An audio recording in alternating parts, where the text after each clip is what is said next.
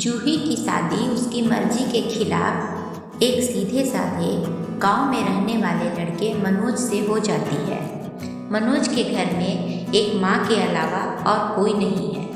दहेज में मनोज को बहुत सारे उपहार और पैसे मिलते हैं, लेकिन जूही किसी और लड़के से बेहद प्यार करती है जिसका नाम अमन है, और अमन भी जूही को बहुत चाहता है। जूही शादी होके अपने ससुराल आ जाती है। सुहाग रात के वक्त मनोज दूध लेके आता है तो जूही अपने पति मनोज से एक सवाल पूछती है। एक पत्नी की मर्जी के बिना पति पत्नी को हाथ लगाए तो उसे बलात्कार कहते हैं या हक? मनोज कहता है, आपको इतनी लंबी और गहरी जाने की कोई ज़रूरत नहीं है, बस दूध लाया हूँ, पी लीजिएगा। हम सिर्फ आपको शुभ रात्रि कहने आए हैं, कह के कमरे से निकल जाता है। जूही मन मार कर रह जाती है क्योंकि वह चाहती थी कि झगड़ा हो ताकि वो इस गंवार पति मनोज से पीछा छुटा सके। नई दुल्हन होते हुए भी जूही घर का कोई काम नहीं करती, बस दिन भर मोबाइल पर रहती और ना जाने किस किस से बातें करती। और उधर मनोज की माँ, जो अब जूही की सास भी है, बिना शिकायत के दिन भर चूल्हा चौका से लेकर घर का सारा काम करती रहती। फिर भी हर पल उनके होठों पर मुस्कुराहट रहती। मनोज एक कंपनी में छोटा सा मुलाजिम था और बेहद ही मेहनती और ईमानदार था। उनकी शादी को करीब 20-25 दिन बीत गए, मगर जूही और मनोज अब तक एक कमरे में एक साथ नहीं रहते हैं। वैसे मनोज बहुत शांत स्वभाव वाला था, इसलिए वह ज़्यादा बातें नहीं करता। बस खाने के वक्त अपनी पत्नी जूही से पूछ लेता था कि आप कहाँ खाओगी, अपने कमरे में या हमारे साथ? और सोने से पहले डायरी लिखने की आदत थी जो वह हर रात को लिखता था। इधर जूही रोज़ मनोज के ऑफिस जाने के बाद अपनी स्कूटी से बाहर चली जाती और मनोज के वापस लौटते ही घर आ जाती थी। आज छुट्टी का दिन था, मनोज भी घर पर ही था, तो जूही ने अच्छे भले खाने को भी गंदा कहा, माँ को भी अपशब्द बोली और खाना फेंक देती है। माँ की बेइज्जती मनोज सहन नहीं कर पाता और हमेशा शांत और गंभीर रहने वाला मनोज आज अपनी पत्नी जूही पर हाथ उठा देता है। पति पत्नी को इस तरह झगड़ते देख मनोज की माँ बहुत नाराज होती है और अपने बेटे मनोज को बहुत डांटती है। इधर जूही को बहाना चाहिए था झगड़े का, जो उसे मिल गया था। वह पैर पटकती हुई स्कूटी लेके निकल पड़ती है। जूही जो रोज़ घर से बाहर जाती थी, वह अपने प्यार अमन से मिलने जाती थी। वह बेइंतहा प्यार करती थी अमन को, मगर उसे पता था कि हर लड़की की एक हद होती है जिसे इज्जत कहते हैं। वह उसे बचाए रखी थी। इधर अपने प्यार अमन के पास पहुंचकर कहती है, अब तो एक पल भी उस घर में नहीं रहना है मुझे। आज उस गंवार मनोज ने मुझ पर हाथ उठा के अच्छा नहीं किया। अमन कहता है, अरे तुमसे तो मैं कब से कहता हूँ कि भाग चलो मेरे साथ कहीं दूर, मगर तुम हो कि आजकल पे लगी रहती हो। जूही ने कहा, शादी के दिन मैं गई तो थी तुम्हारे पास, तुमने ही तो लौटाया था मुझे। अमन फिर बोलता है, खाली हाथ हम कहाँ तक भागेंगे, तुम ही बोलो। मैंने तो कहा था कि कुछ पैसे और गहने साथ में ले ले, तुम तो खाली हाथ आई थी। आखिर दूर एक नई जगह में ज़िंदगी नए सिरे से शुरू करने के लिए पैसे तो चाहिए ना। जूही बोली, तुम्हारे और मेरे प्यार के बारे में जानकर मेरे घर वाले ने बैंक के पासबुक, ATM और मेरे गहने तक रख लिए थे, तो मैं क्या लाती अपने साथ? हम दोनों मेहनत करके कमा भी तो सकते थे। अमन ने कहा, चालाक इंसान पहले सोचता है और फिर काम करता है। खाली हाथ भागते तो ये इसका भूत 2 दिन में उतर जाता, समझी? और जब भी तुम्हें छूना चाहता हूँ, बहुत नखरे हैं तुम्हारे, बस करती हो शादी के बाद। जूही कहती है, हाँ, शादी के बाद ही अच्छा होता है ये सब, और सब तुम्हारा तो है। मैं आज भी एक कुंवारी लड़की हूँ, शादी करके भी आज तक मैंने उस गंवार को अपना पति नहीं माना, क्योंकि तुम्हें ही अपना पति मान चुकी हूँ। बस तुम्हारे नाम की ही सिंदूर लगानी बाकी है, बस वह लगा दो, सब कुछ तुम्हारी ही मर्जी से करूँगी। अमन ने कहा, ठीक है, मैं तैयार हूँ, मगर इस बार कुछ पैसे ज़रूर साथ लेके आना। मत सोचना हम दौलत से प्यार करते हैं, हम सिर्फ तुमसे प्यार करते हैं, बस कुछ छोटी मोटी बिजनेस के लिए पैसे चाहिए। जूही बोली, उस गंवार के पास कहाँ होगा पैसे? मेरे बाप से 3 लाख रुपये, ऊपर से मारुति कार भी है, बस कुछ गहने हैं वह लेकर आऊँगी। अमन ने कहा ओके, और जूही को होटल का पता देता है जहाँ उसे जूही को बुलाया था और चला जाता है। जूही घर आके फिर से लड़ाई झगड़ा करना चाहती है, इसलिए ज़ोर ज़ोर से चिल्लाहट मचाती है, मगर अफसोस वह अकेली चिल्लाती रहती है, उससे लड़ने वाला कोई नहीं था। रात 8 बजे अमन का मैसेज आता है व्हाट्सएप पे कि कब आ रही हो। जूही जवाब देती है, सब्र करो, कोई सोया नहीं है, मैं 12 बजे से पहले पहुंच जाऊंगी, क्योंकि यहाँ तुम्हारे बिना मेरी सांसें घुटती हैं। अमन ने कहा ओके, जल्दी आना, मैं होटल के बाहर खड़ा रहूँगा। अब जूही अपने पति मनोज को बोल देती है कि मुझे खाना नहीं चाहिए, मैंने बाहर खाना खा लिया है, इसलिए मुझे कोई परेशान ना करे। इतना कह के दरवाज़ा बंद करके अंदर आती है कि मनोज बोलता है, वह अलमारी से मेरी डायरी दे दो, फिर बंद करना दरवाज़ा, हम परेशान नहीं करेंगे। जूही दरवाज़ा खोले बिना कहती है, चाबियाँ दो अलमारी की।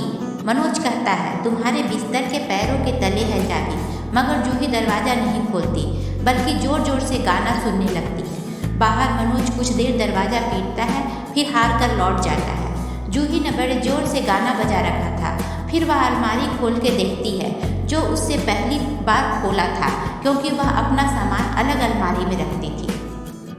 अलमारी खोलते ही हैरान रह जाती है। अलमारी में उसके अपने पासबुक, ATM कार्ड थे, जो उसके घर वालों ने छीन रखे थे। पासबुक खोल करके चेक किया तो उसमें वह पैसे भी ऐड थे जो दहेज में मनोज को मिले थे, और बहुत सारे गहने भी जो एक पेपर के साथ थे, और उसकी मिल्कियत जूही के नाम थी। जूही बेहद हैरान और परेशान थी। फिर उसकी नज़र डायरी पे पड़ती है और वह जल्दी से डायरी निकाल के पढ़ने लगती है। डायरी में लिखा था, तुम्हारे पापा ने एक दिन मेरी माँ की जान बचाई थी अपना खून देकर। मैं अपनी माँ से बेहद प्यार करता हूँ, इसलिए मैंने झुककर आपके पापा को प्रणाम करके कहा कि आपका यह अनमोल एहसान कभी नहीं भूलूंगा। कुछ दिन बाद आपके पापा हमारे यहाँ आए तुम्हारे रिश्ते की बात लेकर, मगर उन्होंने आपकी हर बात बताई हमें कि आप एक लड़के से बेहद प्यार करती हो। आपके पापा आपकी खुशी चाहते थे, इसलिए वह पहले लड़के को जानना चाहते थे। आखिर आप अपने पापा की प्रिंसेस जो थी, और हर बाप अपनी बेटी के लिए एक अच्छा ईमानदार जीवन साथी चाहता है। आपके पापा ने उस लड़के अमन के बारे में पता लगाया, तब मालूम हुआ कि वह लड़का बहुत सी लड़की को धोखा दे चुका है और पहले उसकी शादी भी हो चुकी है, पर आपको बता न सके, क्योंकि उन्हें पता था कि ये जो इश्क का नशा है वह हमेशा अपनों को गैर और गैर को अपना समझता है। एक बाप के मुंह से एक बेटी की कहानी सुनकर मैं अचंभित हो गया। हर बाप यहाँ तक शायद ही सोचे। मुझे यकीन हो गया था कि एक अच्छा पति होने का सम्मान मिले ना मिले, मगर एक दामाद होने का इज्जत मैं हमेशा पा सकूँगा। मुझे दहेज में मिले सारे पैसे मैंने तुम्हारे अकाउंट में जमा कर दिए, और तुम्हारे घर से मिली गाड़ी आज भी तुम्हारे घर पे है, जो मैंने इसलिए भेजी, जब तुम्हें मुझसे प्यार हो जाए तो साथ चलेंगे कहीं दूर घूमने। दहेज इस नाम से नफरत है मुझे, क्योंकि मैंने इस दहेज के कारण अपनी बहन और बाप को खोया है। मेरे बाप के अंतिम शब्द भी यही थे कि किसी बेटी के बाप से कभी 1 रुपया ना लेना, मर्द हो तो कमा के खिलाना, तुम आज़ाद हो, कहीं भी जा सकती हो। डायरी के 20 पन्नों पर तलाक के पेपर हैं, जहां मैंने पहले ही साइन कर दिए हैं। जब तुम्हें लगे कि अब इस गंवार के साथ नहीं रहना है तो साइन करके कहीं भी अपनी सारी चीज़ें लेकर जा सकती हो। जूही हैरान थी, परेशान थी, न चाहते हुए भी गंवार के शब्दों ने दिल को छुआ था, न चाहते हुए भी गंवार के अनदेखे प्यार को महसूस करके पलकें नम हुई थी। आगे लिखा था, मैंने तुम्हें इसलिए मारा क्योंकि तुमने माँ को गाली दी, और जो बेटा खुद के आगे माँ की बेइज्जती होते सहन कर जाए, फिर वह बेटा कैसा। कल आपके भी बच्चे होंगे, चाहे किसी के साथ भी हो, तब महसूस होगी माँ की महानता और प्यार। आपको दुल्हन बना के हमसफ़र बना के लाया हूँ, ज़बरदस्ती करने नहीं। जब प्यार हो जाए तो भरपूर वसूल करूँगा आपसे। आपकी हर गुस्ताखी का बदला हम शिद्दत से लेंगे। हम आपसे, अगर आप मेरी हुई तो बेपनाह मोहब्बत करके, किसी और की हुई तो आपके हक में दुआएं मांग के। जूही का फ़ोन बज रहा था, वाइब्रेशन मोड पे था। जूही अब दुल्हन बन चुकी थी, पलकों में आंसू गिर रहे थे। सिसकते हुए मोबाइल से पहले सिम निकाल के तोड़ा, फिर सारा सामान जैसे था वैसे रख के न जाने कब सो गई, पता नहीं चला। सुबह देर से जागी, तब तक मनोज ऑफिस जा चुका था। पहले नहा धोकर साड़ी पहनी, लंबी सी सिंदूर डाली अपनी मांग में, फिर मंगलसूत्र, जबकि पहले एक टिकी जैसी साइड पे सिंदूर लगाती थी ताकि कोई लड़का ध्यान न दे, मगर आज दूर से ही दिखाई दे ऐसी लंबी और गाढ़ी सिंदूर लगाई थी जूही ने।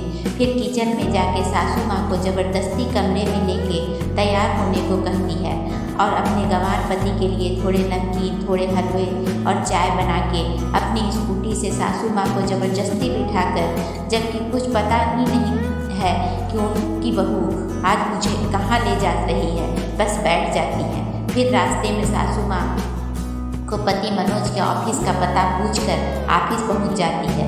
मनोज हैरान रह जाता है जूही को इस हालत में देखकर। मनोज बोलता है, सब ठीक तो है ना माँ?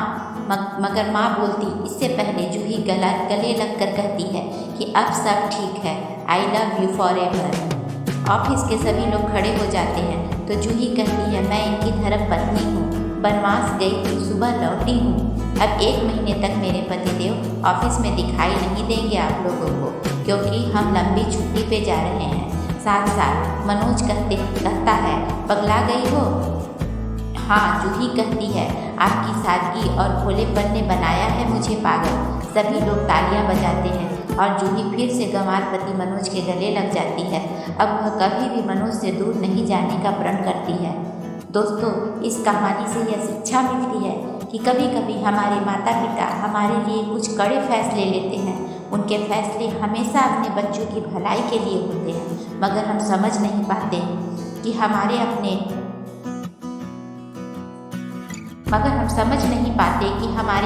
हमारी फिक्र खुद से ज़्यादा करते हैं। इसलिए सदा माँ बाप के फैसलों का सम्मान करें, क्योंकि ये 2 शख्स ऐसे हैं जो आपको हमेशा दुनिया में सबसे ज़्यादा प्यार करते हैं। धन्यवाद दोस्तों, उम्मीद है आपको ये कहानी पसंद आई होगी।